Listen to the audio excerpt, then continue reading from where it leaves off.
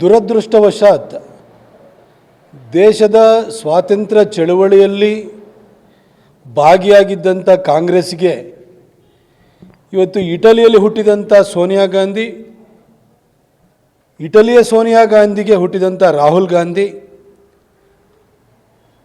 ಚುಕ್ಕಾಣಿಯನ್ನು ಹಿಡ್ಕೊಂಡು ಮುನ್ನಡೆಸ್ತಾ ಇದ್ದಾರೆ. ಥೈರಾಯ್ಡ್ ಹಾಗೂ ಮೈಗ್ರೇನ್ ಸಮಸ್ಯೆಗೆ ಸಂಪರ್ಕಿಸಿ ಹೋಮಿಯೋ ಕೇರ್.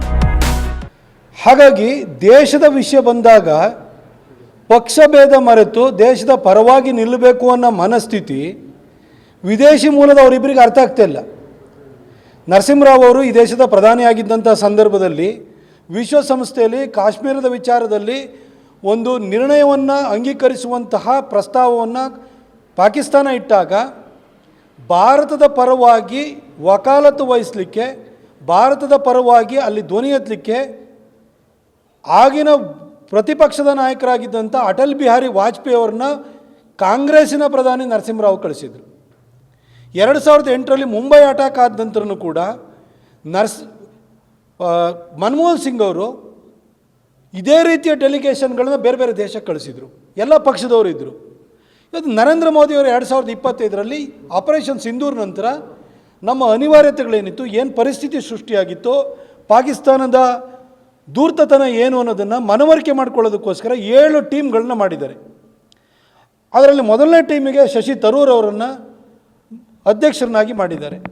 ಶಶಿ ತರೂರು ಈ ಹಿಂದೆ ವಿಶ್ವಸಂಸ್ಥೆಯಲ್ಲಿ ಕೆಲಸವನ್ನು ಮಾಡಿದಂಥವ್ರು, ಬಹಳ ಅದ್ಭುತವಾಗಿ ಅವರು ಮಾತನಾಡಬಲ್ಲರು, ಒಬ್ಬ ಪವರ್ಫುಲ್ ಸ್ಪೀಕರ್ ಅಂತೇಳಿ ಹೇಳಿಬಿಟ್ಟು ಅವರು ಪ್ರಖ್ಯಾತಿಯನ್ನು ಪಡೆದಿರುವಂಥವ್ರು. ಅವ್ರ ನೇತೃತ್ವದಲ್ಲಿ ಅದ್ರ ಜೊತೆಗೆ ಆನಂದ್ ಶರ್ಮಾ ಇರ್ಬೋದು, ಬೇರೆ ಬೇರೆ ಕಾಂಗ್ರೆಸ್ಸಿಗರಿರ್ಬೋದು, ಅವ್ರನ್ನೂ ಒಳಗೊಂಡಂತಹ 7 ಟೀಮ್ಗಳನ್ನು ಮಾಡಿದ್ದಾರೆ. ಇದು ಇಂಡಿಯನ್ ಪಾರ್ಲಿಮೆಂಟಲ್ಲಿರುವಂತಹ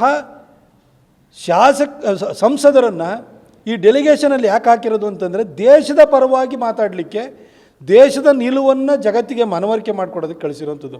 ಇದು ಯಾವುದೋ ಏನು ಚುನಾವಣೆ ಕಂಟೆಸ್ಟ್ ಮಾಡೋಕ್ಕೆ ಕಳಿಸ್ತಾ ಇರೋದಲ್ಲ. ಅಲ್ಲಿ ನಾವು ಕಾಂಗ್ರೆಸ್ ಮೇಲೋ ಬಿ ಜೆ ಪಿ ಮೇಲೋ ಯಾರಿಗೆಷ್ಟು ಪ್ರಭುತ್ವ ಇದೆ ಅಂತೇಳಿ ಇಲ್ಲಿ ಸಾಬೀತು ಮಾಡೋಕ್ಕೆ ಕಳಿಸ್ತಾ ಇರೋದಲ್ಲ, ದೇಶದ ಪರವಾಗಿ ಕಳಿಸ್ತಾ ಇರೋವಂಥದ್ದು. ಈ ಕನಿಷ್ಠ ಜ್ಞಾನ ಇಟಲಿ ಮೂಲದವರಿಗೆ ಅರ್ಥ ಆಗೋದಿಲ್ಲ. ಇವರು AICC ಅವರು ಕೊಟ್ಟಂಥ ಲಿಸ್ಟು ಯಾರಿದ್ರು? ನಾಸಿರ್ ಹುಸೇನ್. ಅದನ್ನು ರಾಜ್ಯಸಭಾ ಮೆಂಬರ್ ಆಗಿ ಕರ್ನಾಟಕ ವಿಧಾನಸಭೆಯಲ್ಲಿ ಆಯ್ಕೆಯನ್ನು ಮಾಡಿದಾಗ ಪಾಕಿಸ್ತಾನ್ ಜಿಂದಾಬಾದ್ ಅಂತೇಳಿ ಹೇಳ್ಬಿಟ್ಟು ಘೋಷವಾಕ್ಯವನ್ನು ಕೂಗಲಾಗಿತ್ತು. ಅಂಥ ವ್ಯಕ್ತಿನ ಇವರು ಪಟ್ಟಿ ಮಾಡಿ ಕಳಿಸ್ತಾರೆ. ಅದಾದ ನಂತರ ಅದರ ಬಗ್ಗೆ ಲಕ್ಷ್ಮೀ ಹೆಬ್ಬಾಳ್ಕರ್ ಇರ್ಬೋದು, ಬೇರೆ ಬೇರೆ ಸಚಿವರಿದ್ದರು, ಹಂಗೆ ಕೂಗೆಲ್ಲೋ ನಾಸಿರ್ ಸಾಬ್ ಜಿಂದಾಬಾದ್ ಅಂತ ಕೂಗ್ಬಿಟ್ಟಿದ್ದಾರೆ ಅಂತೆಲ್ಲ ಹೇಳಿ ಮಾಧ್ಯಮಗಳನ್ನೇ ಟೀಕೆಯನ್ನು ಮಾಡಿದರು. ಕೊನೆಗೆ ಫಾರೆನ್ಸಿಕ್ ರಿಪೋರ್ಟ್ ಬಂದಾಗ ಪಾಕಿಸ್ತಾನ್ ಜಿಂದಾಬಾದ್ ಅಂತ ಕೂಗಿರುವಂಥದ್ದು ಸಾಬೀತಾಯಿತು. ಅದಾದ್ರೂ ಕೂಡ ಈ ನಾಸಿರ್ ಹುಸೇನು ತನ್ನ ಚೇಲಾಗಳು ಈ ರೀತಿ ಮಾಡಿದರು ಅಂತೇಳಿ ಒಂದು ದಿನ ಜನರ ಕ್ಷಮೆಯಾಚನೆಯನ್ನು ಮಾಡಲಿಲ್ಲ, ತಪ್ಪಾಯಿತು ಅಂತ ಹೇಳಲಿಲ್ಲ.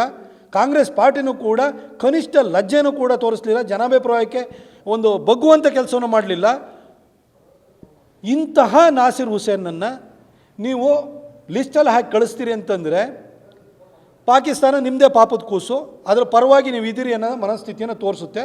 ಅದಕ್ಕೋಸ್ಕರವಾಗಿ ನರೇಂದ್ರ ಮೋದಿಯವರ ಸರ್ಕಾರ ಸೂಕ್ತ ವ್ಯಕ್ತಿಗಳನ್ನ, ಕಾಂಗ್ರೆಸ್ನಲ್ಲಿ ಒಳ್ಳೆಯವರು ಇದ್ದಾರೆ, ದೇಶ ಪ್ರೇಮಿಗಳು ಇದ್ದಾರೆ, ಅಂಥವ್ರನ್ನ ಹೆಕ್ಕಿ ಈ ಲಿಸ್ಟಲ್ಲಿ ಹಾಕಿ ಕಳಿಸಿದೆ.